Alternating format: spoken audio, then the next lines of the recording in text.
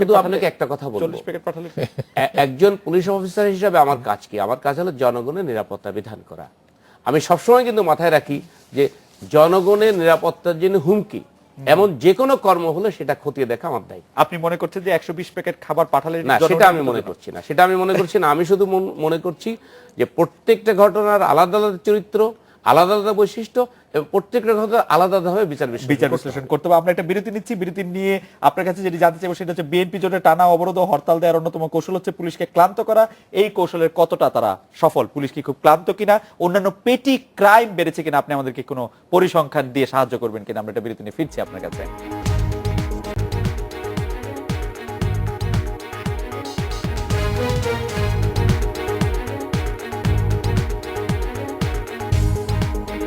ফিরে এলাম আজকে বাংলাদেশে। বিরতির আগে জানতে চেয়েছিলাম জনাব আসিফুজ্জামান মিয়া যে আপনারা পুলিশকে ক্লান্ত করা একটি অন্যতম কৌশল বলছিল কেউ, বিএনপি জোটের টানা অবরোধ হরতাল, আপনারা কতটা ক্লান্ত, নাকি এই কৌশল কতটা ব্যর্থ করে আপনি দিতে পেরেছেন? এদিকে আমাদের একজন দর্শক সোহেল, উনি বলছে যে গুলশানে বেবি নাজনীন বেগম খালেদা জিয়ার বাসায় খাবার দিতে পারেননি, কয়েকজন অবসরপ্রাপ্ত সামরিক কর্মকর্তাও খাবার দিতে পারেননি। আপনি এই বিষয়ে মন্তব্য ইচ্ছা করলে করতেও পারেন। আপনি আমার প্রশ্নটা না, থ্যাংক ইউ ভেরি মাচ। আপনি যেটা বললেন যে দীর্ঘ হরতাল অবরোধের ডিউটি করতে গিয়ে পুলিশ ক্লান্ত কিনা, এটা একটা হাস্যকর বিষয়।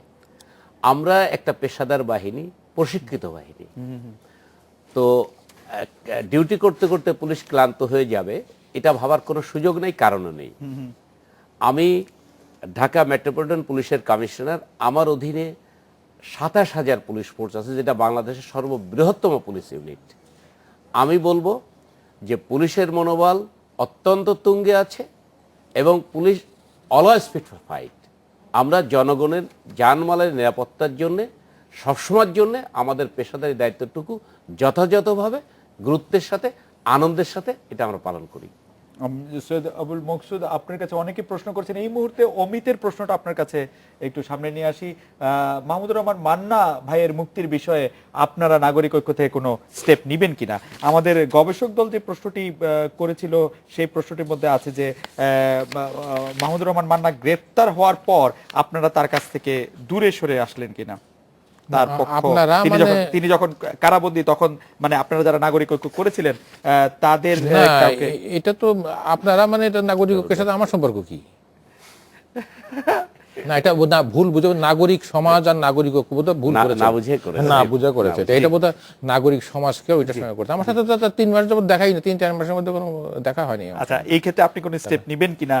না, এটা তো আইনটা নিজস্ব গতিতে চলবে, সেটার দিকে তো এটা, ওটা আমার মনে হয় প্রশ্ন করেছেন আমাদের নাগরিক সমাজের সঙ্গে নাগরিক ঐক্যের বোধহয় ওইটা ওই শব্দটার এটা নাগরিক ঐক্য। জনাব মাহমুদুর রহমান মান্নার নেপথ্য ভূমিকার পরে এটি একটি ইয়ে পেয়েছিল, কিন্তু আমরা যাদেরকে সুশীল সমাজ বা নাগরিক সমাজ বলে থাকি তার মধ্যে আপনি অবশ্যই একজন জ্যেষ্ঠ জন, আপনার এই ব্যাপারে কোনো ভূমিকা আছে কিনা সেটি আসলে। এটার ব্যাপারে তো আমার ভূমিকা থাকার কোনো কথা না, কারণ আমার নাম কারোই না, কারণ এটা হলো যে তিনি যদি তার আইনি প্রক্রিয়ায় যদি তিনি মুক্ত হন সেটা হতে পারেন, আইনি প্রক্রিয়ায় যদি তার শাস্তি হয় তাহলে সেটা হতে পারে, সেটা থেকে তো সেটা আইন ফেস করতে, রাষ্ট্রের আইনের সঙ্গে তো আর ইয়ে চলে না। সেটি অবশ্য আপনি যৌক্তিক বলেছেন, আমাদের দর্শক নিশ্চয়ই এর উত্তর পেয়েছেন। না, উনি সেটা তার সকলেরই তো, যেহেতু তিনি একজন পাবলিক ফিগার, তিনি যখন একটা অভিযুক্ত, এখন তিনি তো অভিযুক্ত থেকে বেরিয়ে আসার ব্যবস্থা তো তাকেই করতে হবে, তাকে করতে হবে। এই প্রশ্নটিও করতে হচ্ছে, অনেক দর্শক এই প্রশ্নটি করেছেন, আমাদের গবেষক দল এই একই প্রশ্ন করেছেন, সেটি আসিফুজ্জামান মিয়া আপনার কাছে, যে গত কয়েক বছরে বিশ্বজুড়ে মৌলবাদী উগ্রবাদীরা হত্যাকাণ্ড জড়িয়ে পড়ায় বইমেলার নিরাপত্তা ঘেরাটোপ বাড়ানোর কথা প্রতি বছরই বলা হয়েছে, এই বছরও আমরা দেখেছি, কিন্তু এইরকম নিরাপত্তার মধ্যেও লেখক অভিজিৎ রায়কে হত্যা করা হলো। জঙ্গিবাদ সংশ্লিষ্ট সন্ত্রাস নাশকতা দমন আপনার সক্ষমতা আসলে কেমন? পাশাপাশি আরেকটি প্রশ্ন করতে চাই, আমরা একটি ছবি দেখেছি, যে ছবিতে একজন পুলিশ সদস্য সেখানে দাঁড়িয়েছিলেন, তিনি কোনো উদ্যোগ নেননি, সেই ক্ষেত্রে আপনারা কি ভূমিকা নিয়েছেন? তার বিরুদ্ধে এক ধরনের তদন্তের কথা আমরা শুনেছি। না, আপনি সঠিক বলেছেন।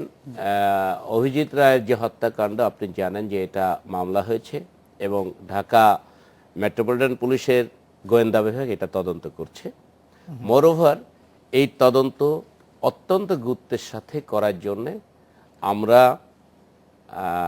তদন্ত অভিজ্ঞ অফিসারকে দিয়ে একটা তদন্ত সহায়তা টিম করে দিয়েছি এবং সর্বোচ্চ গুরুত্ব যেটা দেখছি, যেহেতু তদন্তাধীন মামলা, সাবজুডিস, এই বিষয়ে আর আমি অধিক মন্তব্য করব না। শুধু বলবো এই তথ্য উদ্ঘাটন এবং প্রকৃত অপরাধীদের ধরার জন্য আমরা যথাসাধ্য চেষ্টা করে যাচ্ছি। দ্বিতীয়, ইতিমধ্যে আপনি জানেন যে একজন সন্দিগ্ধ ধরা পড়েছে এবং ফেসবুকে বা সোশ্যাল মিডিয়া থেকে আমরা অনেক তথ্য নিয়েছি বা বিভিন্ন ভাবে আমরা অনেক গুরুত্বপূর্ণ তথ্য পেয়েছি, সেগুলো যাচাই বাছাই করে প্রকৃত অপরাধীকে শনাক্তকরণের কার্যক্রম সন্তোষজনকভাবে এগিয়ে চলছে।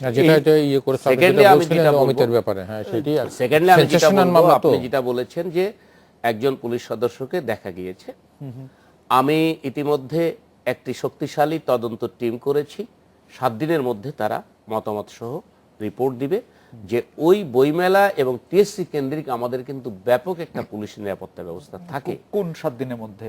মানে হত্যাকাণ্ডটি ঘটেছে প্রায় 7 দিন হয়ে গেল আজকে। না, আমরা গত এই ঘটনা আমাদের নজরে যখন এসছে বা বিভিন্ন ভাবে যখন আমরা মিডিয়াতে দেখেছি, তারপরেই আমরা একটা তদন্ত কমিটি করে দিয়েছি।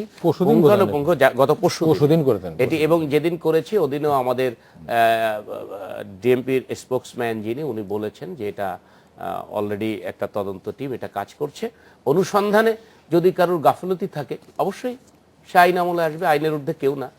মাকসুদ ভাই, এই বিষয়ে আপনি একটু বলবেন কিনা? আপনি এর সম্পর্কে আসলে দীর্ঘদিন ধরে আপনি নানাভাবে আপনার নানা লেখা বিষয়গুলি আসছে যে মত প্রকাশ ও গণমাধ্যমের স্বাধীনতা নিয়ে আমরা প্রায় সময় সরকারের দিকে আঙ্গুল তুলি, কিন্তু অভিজিতের ঘটনা, তার আগে হুমায়ুন আজাদ বা আসিফ মহিউদ্দিন, রাজীব হায়দার বা আরো অনেকের উপরে ঘটনাগুলি প্রমাণ করে যে মত প্রকাশ স্বাধীনতার ক্ষেত্রে আরেকটি পক্ষ বেশ শক্তিশালী অবস্থানে আছে। সেই ক্ষেত্রে আপনার পর্যবেক্ষণ? না, মত প্রকাশের স্বাধীনতা তো এটা বাংলাদেশের বিষয় না, এটা বিশ্বব্যাপী একটা স্বীকৃত জিনিস যে আপনার স্বাধীন মত প্রকাশের অধিকার সকলেরই আছে।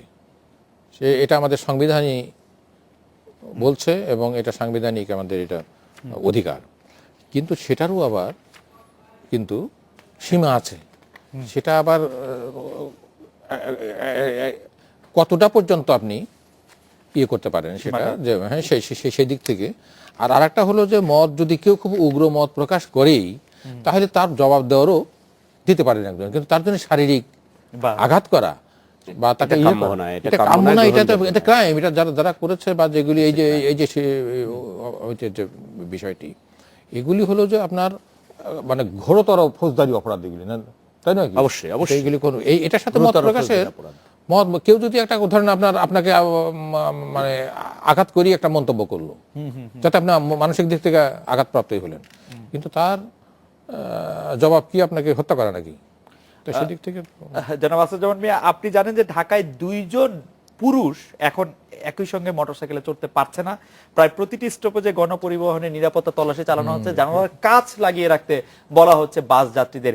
এই অবস্থাটা অপরাধ বিজ্ঞানের আলোকে আপনি কি বলবেন? ঢাকা শহরের পরিস্থিতি কবে নাগাদ এই পরিস্থিতিটা কাটবে? আপনি জানেন আর কয়দিন পরে যে ভয়াবহ গরম পড়বে, সেই সময় কাঁচ লাগিয়ে চলাফেরা করাটা আসলে কতটা বাস্তবসম্মত হবে? আমাদের বাসগুলিতে বেশিরভাগই এসি নাই।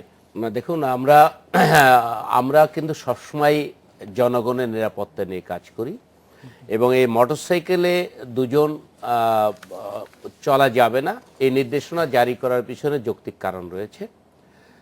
আগে যেভাবে মোটরসাইকেলে গিয়ে সন্ত্রাসীরা বিভিন্ন জায়গা ককটেল ছুঁড়ে মারত, এটি কিন্তু এই বাড়িত করার কারণে, প্যাসেঞ্জার নেওয়া, মোটরসাইকেলের পিছনে লোক নেওয়া, এটা বাড়িত করার কারণে এই অপরাধ কিন্তু অনেক অনেক কমে গিয়েছে।